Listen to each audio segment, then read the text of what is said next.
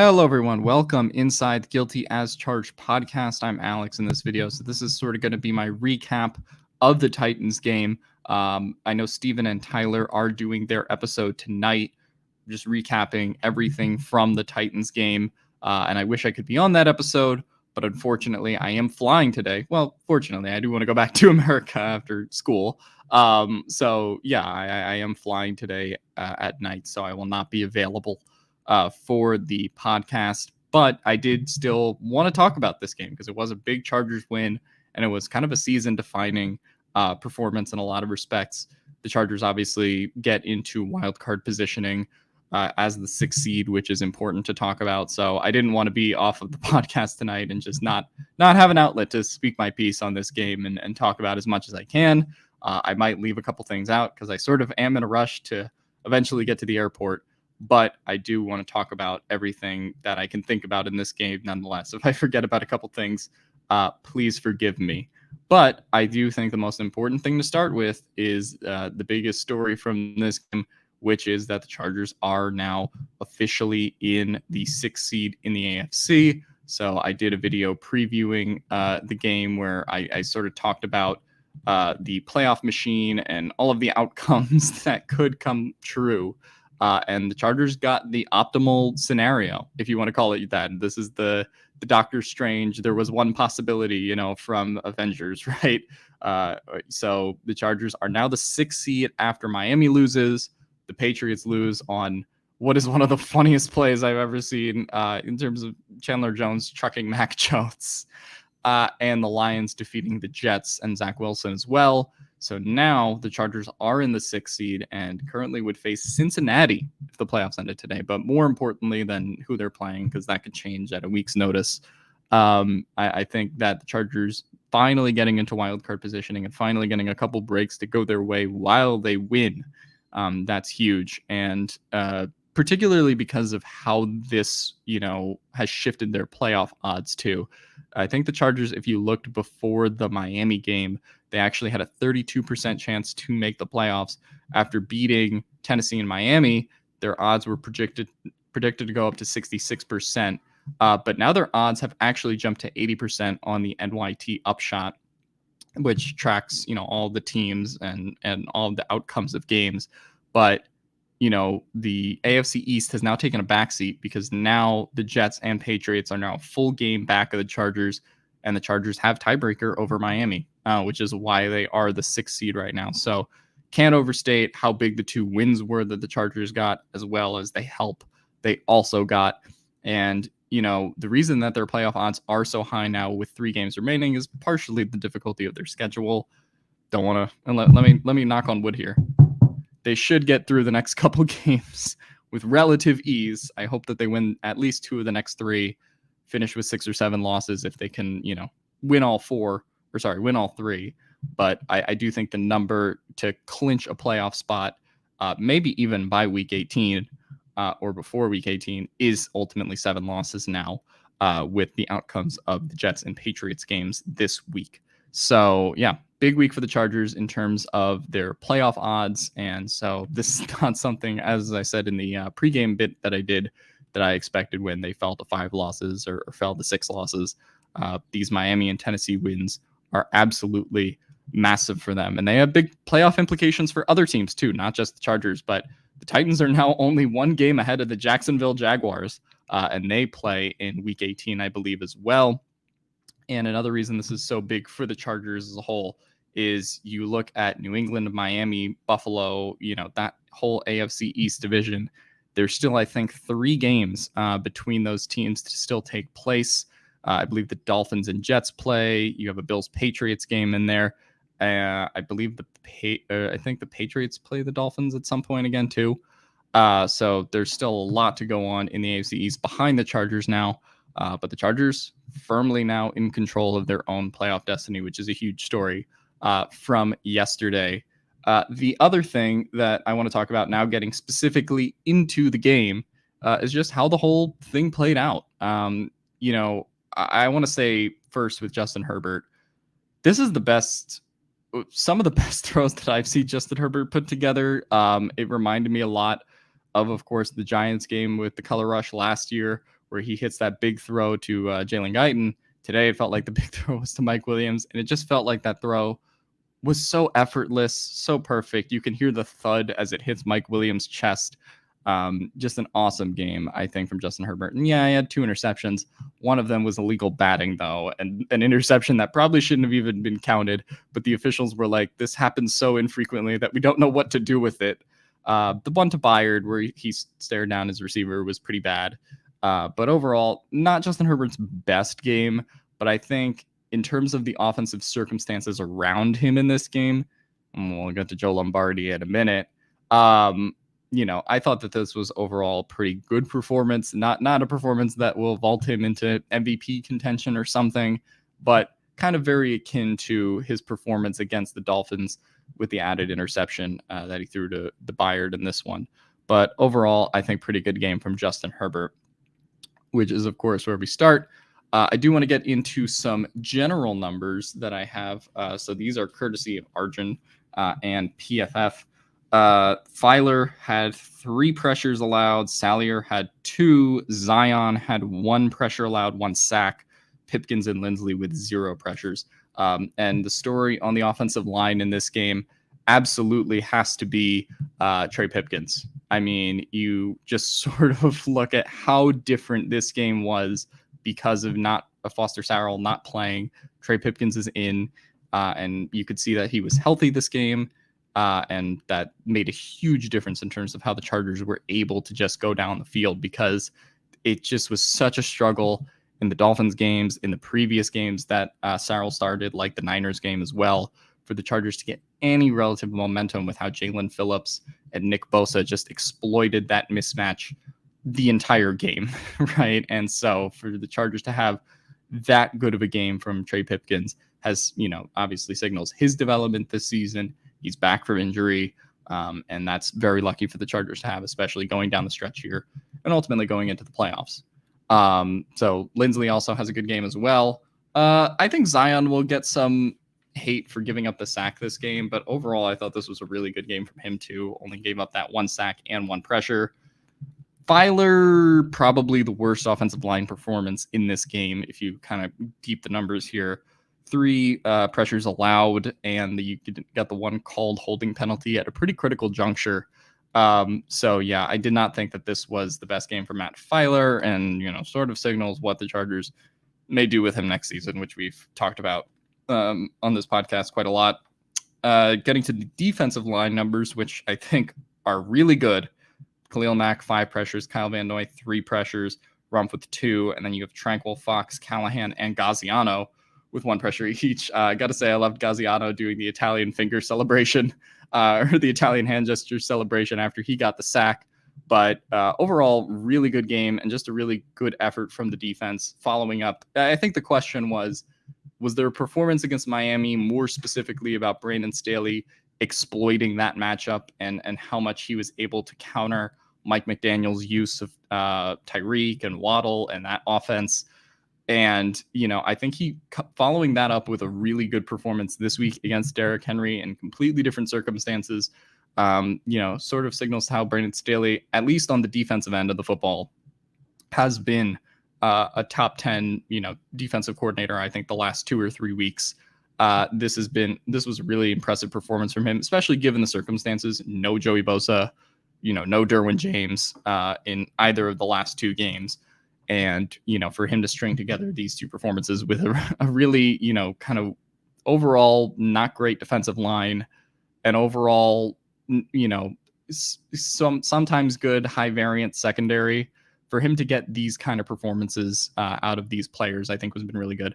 This was Kyle Van Noy's best game of the season, his best game as a Charger for sure. You think about Kenneth Murray too. I got to shout out Kenneth Murray. K9 earned the name K9 in this one. He had the great pass breakup that kind of led directly into the Drew Tranquil sack. So I thought that was awesome to see in this game.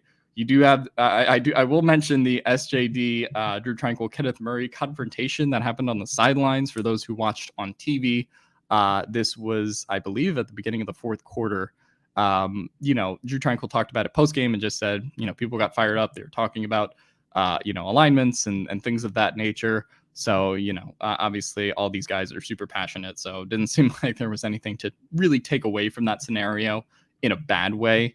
But yeah, overall, great performance from the defense. And it felt like a really great effort in terms of there really isn't one defensive player you can call out in this game and was like, oh, that guy was bad. And usually that guy kind of is Kenneth Murray sometimes. But for him to play well this game, for the linebackers at the second level to particularly have a good game in this one, and to be able to sustain Derrick Henry at the first and second levels mostly and not let him get to the third level as much with Derwin James absent in this game. I just thought it was a really, constituted effort from the whole team. So I thought it was a really just impressive game as a whole for the defense, and hope that Brandon Staley can continue these performances throughout the season, because if this defense gets hot at the right time and you add Derwin James and Joey Bosa back to it at some point down the stretch here, that's huge, right?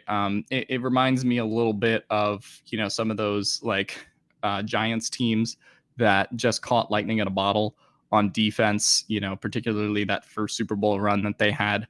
And, like the really dominant player on defense was Michael Strahan. But aside from that, they didn't, have dominant players. And so for them to kind of, get hot at the right time on defense, support, an offense that maybe was struggling a little bit. I don't like the Chargers right now, sadly, although Justin Herbert's better than Eli Manning. I just thought overall, this is sort of a really great, promising performance going forward for this Chargers team, especially as they get down into the playoffs. And there's not a ton of elite defenses on the AFC in the playoffs. So if the Chargers can get hot at the right time and, improve the offense from week to week, this could be a really dangerous team to play in the playoffs, assuming that they get there. So just a couple other defensive notes to go through. I want to say that the Chargers held, per Daniel Popper, the Titans to 1 for 9 on third down. That's huge. I did not expect that good of a performance in that way. So the Chargers have certainly improved third down defense. That was a huge problem entering the Dolphins game, where they just gave up so many of these third and long conversions. And that is probably the biggest individual problem that the defense has had, because once you give up those third and long conversions, the defense is out there for a long time. They get winded, they get tired. It's just such a backbreaker, killer, whatever you want to call it, in terms of those defensive drives. So for the Chargers to have really rounded well here and get pressure on third down without trying too hard to manufacture it, I think that is a huge win for them. This is from Eric Smith. The Chargers defense had 4 sacks today, their most in a game since week 6. That is Gaziano, Tranquil, Van Noy, and Rumpf. And overall, that's a really good thing. Now, how much of that is the Titans' offensive line situation, plus Tannehill getting injured, and obviously not having the full access to his mobility? You can kind of debate that. That's not something that I wouldn't say this is the defensive line is completely fixed, but for the Chargers to have this kind of performance after, not having this kind of defensive performance since week 6, I do think that says a lot about the character of their defensive depth, just kind of focusing up for this game in particular. Let's talk about the offense. I will now present to you Twitter's reaction to Joe Lombardi. So you can read a couple of these if you want to on the screen. But yeah, people not big fans of Joe Lombardi. And I gotta say, this is the worst Joe Lombardi game that I personally can remember as the Chargers offensive coordinator. Obviously would have to go back because, do I remember every game from last year? No. But it just felt like it was pulling teeth to get this offense down the field. And I think it was partially because of what Joe Lombardi was calling in terms of these really short routes that were short of the sticks, particularly on third down, and, not scheming more separation. Now, again, part of the separation issue is that you have a lot of receivers that, particularly without Jalen Guyton, can't separate, right? Keenan Allen has regressed as a separator in that regard. Mike Williams, separation is not his game. That's not what they pay him really to do. DeAndre Carter and Josh Palmer kind of mid in those respects, right? Like they can get open, but they're not going to separate a lot from their defenders per se. So yeah, like that's part of the problem on offense, but also like it is these routes that the Chargers are running, right? They're not really, Joe Lombardi isn't putting Keenan Allen and Mike Williams, DeAndre Carter and Josh Palmer in positions to succeed, right? It's kind of just all about them winning their one-on-one matchups, and whatever happens happens. And that has been the issue. Or maybe they get like a Gerald Everett wide open play once in a while. They get a screen that breaks for like 10 yards. But this was just a tough game to watch from a Lombardi play calling standpoint. And what is it with the end arounds, the DeAndre Carter, man? Like I gotta know your fascination. Everyone knows I love DeAndre Carter.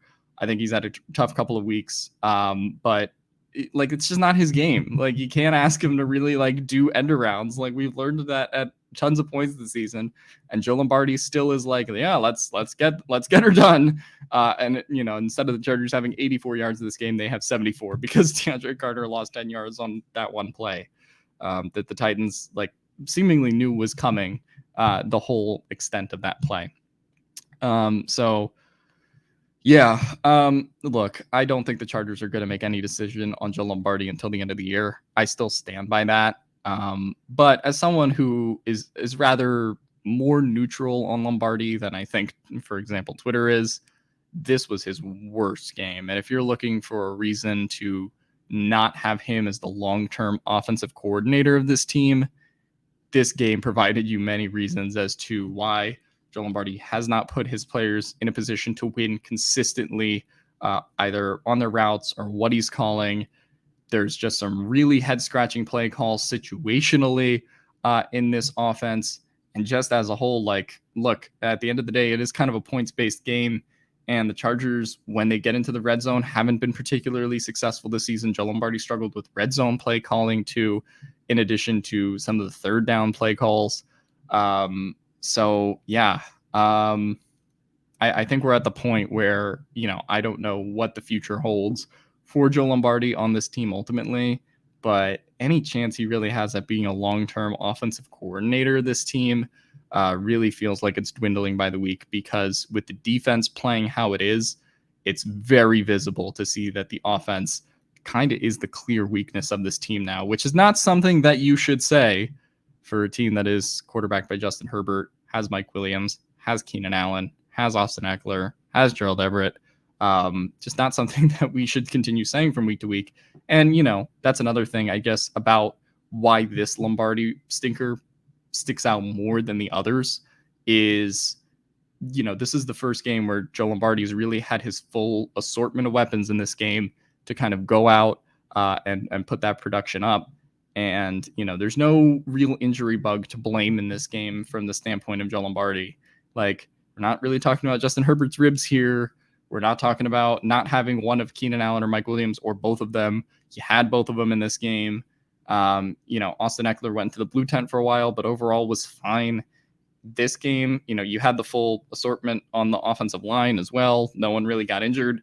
So this game just made Joe Lombardi look like a really weak, vanilla offensive coordinator. And ultimately, if the Chargers do make the playoffs, if you had to pick out one thing that's kind of going to screw them, it's going to be the offensive mind of Joe Lombardi going against the offensive mind of Andy Reid.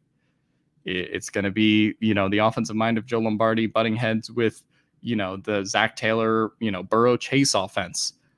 Do you really pick the Chargers to kind of win those matchups? Justin Herbert can go nuclear on a week-to-week basis. We've seen that happen time and time again. But would I bet on him with this offense against those teams? That's going to be the question that Joe Lombardi is going to answer down the stretch and maybe into the postseason of this 2022 campaign. But that's enough about Lombardi for now.